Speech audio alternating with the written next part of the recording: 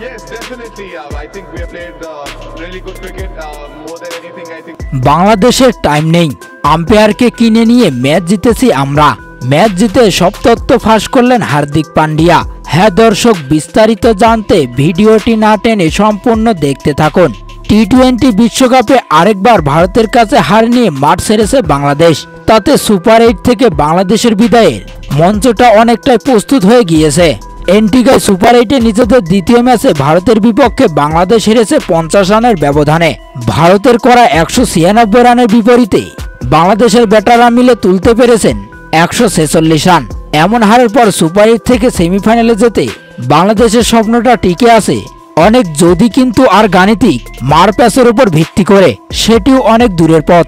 ভারত ম্যাচে হারের চেয়েও বেশি নজরে পড়বে বাংলাদেশের দৃষ্টিকটুর ব্যাটিং, অধিনায়ক শান্তর পরিকল্পনার অভাব এবং নিজেদের অগোছালো বোলিংয়ের দিকে।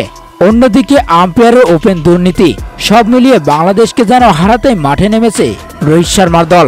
এদিকে ম্যাচ জয় করে উপস্থাপকের প্রশ্নে হার্দিক পান্ডিয়া বলেন, বাংলাদেশের টাইম নেই, আমাদের কাছে ওরা বোলারদের নিয়ে ম্যাচ জিততে পারবে না। আমাদের বোলার ব্যাটার ও আইসিসির আম্পায়ার নিজেদের ঘরের, তাই আমাদের বিপক্ষে ম্যাচ জেতা এত সহজ না। ম্যাচ জিতে সব গোপন তথ্য ফাঁস করলেন হার্দিক পান্ডিয়া। তো দর্শক, বাংলাদেশের বিপক্ষে এমন ওপেন দুর্নীতিতে আপনাদের মতামত কি তা জানিয়ে দিবেন। এই ব্যাপারে আপনাদের গুরুত্বপূর্ণ মতামত ভিডিওর কমেন্ট বক্সে। ধন্যবাদ।